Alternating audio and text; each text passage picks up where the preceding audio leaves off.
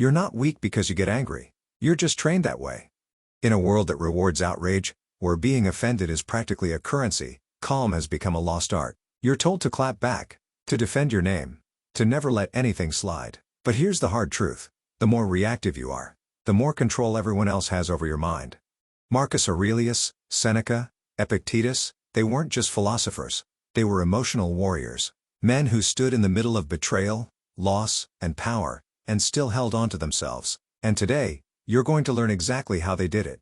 In this video, we're going to dismantle the myth that anger is strength. You'll learn how to train your mind like a Stoic, disarm your emotional triggers, and become the kind of person who doesn't just seem calm, but actually is. By the end, you won't need to raise your voice. You'll have something far more powerful, the ability to stay unbothered when the world expects you to break. Stick around, because the transformation begins with the next breath.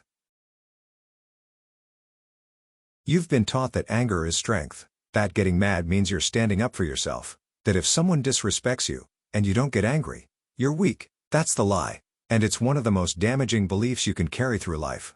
Anger feels powerful in the moment, sure, but what it really is a loss of control disguised as strength. The truth? Anger is easy. It's automatic. It requires nothing but impulse. Mastery, on the other hand, is the ability to stay calm when every part of you wants to explode. That's rare. That's real power. Think about the last time someone pushed your buttons. Was it on purpose?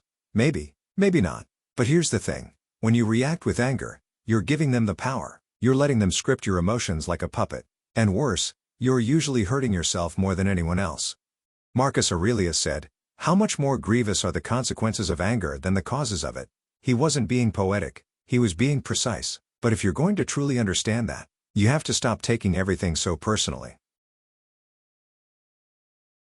Here's something nobody tells you. Most of the time, people's behavior has nothing to do with you. Their mood, their sarcasm, their attitude, it's usually just a mirror of their own internal mess. But what do? We absorb it. We make it ours. One passive-aggressive comment and suddenly, your whole day spirals. That's because we're conditioned to take things personally, as if every interaction is a reflection of our worth. Stoicism flips that. The Stoic doesn't assume insult. He assumes ignorance, or pain, or misunderstanding. Not weakness, wisdom. Because when you stop seeing yourself as the center of every storm, you stop getting caught in the lightning. Epictetus said, "If someone succeeds in provoking you, realize that your mind is complicit in the provocation. The provocation only works if your mind agrees to play along. Otherwise, it's just noise." Detachment isn't apathy, it's strategy. You're not saying, "Nothing matters." You're saying, "I decide what matters." And when you can do that, something shifts. You become lighter. Conversations get easier. Conflict feels less like a battlefield and more like background noise. But to truly protect that peace, you have to master the space between the trigger and your response. There's a moment, just a breath, between what someone says and what you do about it. That moment is everything. It's where wars are either started or prevented, where relationships are either strengthened or shattered. Marcus Aurelius understood this better than most. He wrote, "If you are distressed by anything external, the pain is not due to the thing itself, but to your estimate of it, and this you have the power to revoke at any moment." That power to revoke? That's the pause. The Stoic doesn't react in real time. He lets the moment land. Then he chooses, deliberately, calmly, powerfully. Modern life doesn't like pauses. We're trained to answer now, tweet now, clap back now. Instant reaction has become the default. But that's not strength. That's programming. Stoicism is about reclaiming that moment, that gap, and using it as a shield. Marcus would pause and write to himself, not for others, but to train his own mind. And that's your invitation too. Because once you learn to control the space between stimulus and response, you stop being a puppet and start becoming a strategist. But if anger is still stealing that space from you, it might be time to see what it's really costing. Anger doesn't walk in and take over your life. You invite it. You open the door, hand it the keys, and let it ransack the place. And worst of all, you think you're doing something noble, standing up for yourself, not taking any crap, teaching them a lesson. But when was the last time your anger actually helped? Most of the time, anger doesn't solve. It scorches. It doesn't teach. It burns bridges. And by the time you realize it, the damage is already done. Anger drains your focus, your energy, your clarity. You don't make decisions, you make explosions. Seneca called anger temporary madness. And when you look at the world today, you see that madness everywhere. in traffic, in comment sections, in families, because people confuse feeling something strongly with being right. But rage is not wisdom. The Stoic asks, do I want peace? Or do I want a short-term emotional win that leaves me emptier? Here's the test. The next time you're about to lose it, ask yourself, what am I handing over here? Your calm? Your focus? Your sleep tonight? Your dignity? Every outburst comes with a receipt. And when you stop pretending it's free, you'll stop paying for it so easily. Because there's a better kind of power, one that doesn't need to raise its voice at all. Sometimes the most powerful move is no move at all. No clapback, no counterattack, just a quiet, almost surgical contempt. The Stoics understood that when you argue with fools, you become one. When you react to provocations, you shrink to the level of the one provoking. But when you observe calmly, with no need to prove yourself, you rise. That's not arrogance. That's composure with standards. You're not ignoring them because you're afraid. You're doing it because they no longer qualify for your emotional investment. Conflict makes noise, but contempt makes distance. And distance creates clarity. The Stoic picks his battles with ruthless wisdom. You want to really shake someone? Stay unbothered. Smile slightly. Let their fury echo into silence. That silence will haunt them. Why? Because they're used to reactions, noise, resistance. When they get none of that, it forces a mirror in their face. This isn't about being heartless. It's about being precise with your energy. Because if you spend your day reacting to every bump, every troll, every jab, you'll be drained before noon. The Stoic path says, rise above, not just in position, but in perception. And that shift changes everything when you start to see offense not as an attack, but as a test. Every time someone offends you, that's not an attack. It's a pop quiz. And most people, they fail instantly. Raised voices, defensive rants, wounded pride, all because someone pushed a button. But the Stoic doesn't see an offense as a reason to collapse. He sees it as a signal. Ah, here's my test today. That simple shift flips the whole script. Instead of thinking, how dare they? You ask, how ready am I? It's not about them anymore. It's about your level of mastery. Just like a muscle, emotional strength only grows when challenged. You don't become unshakable in comfort. So how do you train? First, anticipate chaos. Start the day by saying, someone will probably test me today, and I'm ready for it. Second, practice micro pauses. Before replying to that comment, before snapping back, pause. That's your rep. That's your push-up. Eventually, you'll stop seeing offense as an emotional threat, and start seeing it as emotional training. You don't flinch. You don't explode. You observe, adjust, and respond. That's how you turn the chaos of others into clarity for yourself. And when that happens, you'll want to start building this kind of strength every day. Let's stop pretending this happens overnight. Emotional resilience isn't magic, it's muscle. And just like the gym, you don't build it once and call it done. You train, you lift, you rest, you repeat. The Stoics had daily rituals, not to look wise, but to stay strong. Marcus Aurelius didn't journal to impress anyone. He did it to remind himself who he wanted to be. That's the trick. You don't train because you're weak. You train because you refuse to stay weak. Strength is a habit, not a talent.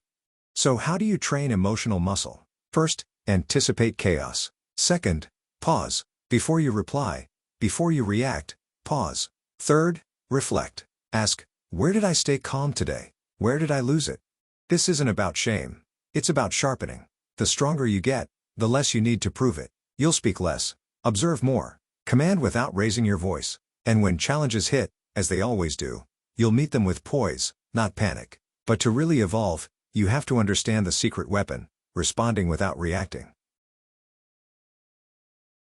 There's a massive difference between a reaction and a response, and once you grasp it, you start winning in silence. A reaction is fast, emotional, raw. It's your ego leaping out of the chair before your mind has even arrived. But a response? That's deliberate, that's thoughtful, that's control. The Stoics mastered this, not because they were cold, but because they refused to let the worst in others bring out the worst in themselves. Reactions are reflexes. They belong to the survival brain, the part of you that thinks everything is a threat. But most situations aren't life or death. They're just noise. Reacting is predictable. That's why manipulators love emotional people. They're easy to steer. But when you become unpredictable, when you respond instead, people adjust to you. You're no longer reacting. You're leading. The more you respond, the stronger the space between impulse and action becomes. That's where emotional mastery lives. Soon, people stop pushing your buttons, not because they've changed, but because you have. You've disarmed the trigger, and once you do that, something powerful happens. You become unshakable. Most people walk around wired like a live grenade. One wrong word, one glance, and boom. But here's the truth the Stoics knew. No one can press a button you've already removed. Being untriggerable doesn't mean you're numb. It means you've done the work. You've stopped outsourcing your peace. You know what triggers really are? Unhealed places. Emotional tripwires tied to old wounds and false stories. The Stoics weren't immune to wounds, they just refused to let them run the show. They questioned them, rewired them, and stopped assuming the outside world was responsible for their inner state. So how do you disarm the button? First, notice the pattern. What always gets under your skin? Second, name the fear beneath it. Third, expose yourself to the discomfort, and stay. That's how you rewire the loop. Eventually, people stop having power over you, not because they've changed, but because you have. Their tone doesn't pierce. Their silence doesn't shake. You've removed the hook. There's nothing left to catch. And that's freedom most people never realize is even possible. But once you taste it, you protect it like treasure.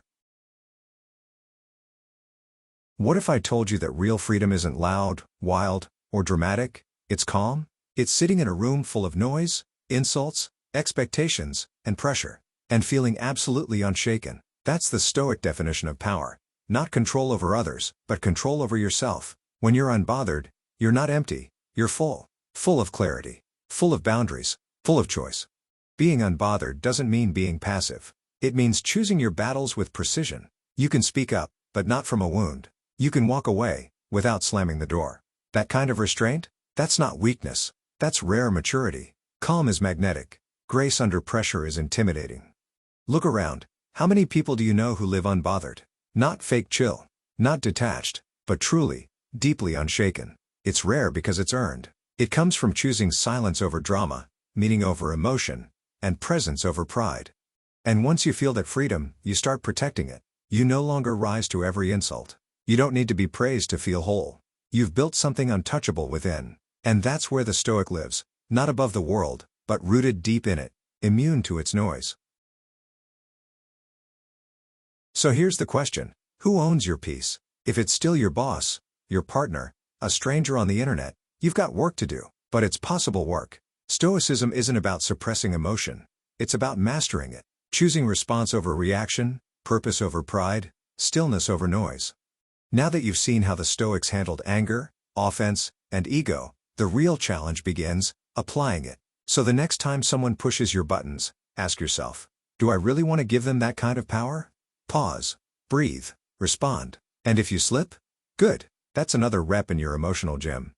If this video resonated with you, do two things. First, subscribe and hit the bell, so we can keep building this mindset together. Second, leave a comment with the last time you almost lost it, and how you handled it. Your story might help someone else grow stronger too. This isn't about becoming untouchable overnight. It's about becoming a little more unshaken, one moment at a time.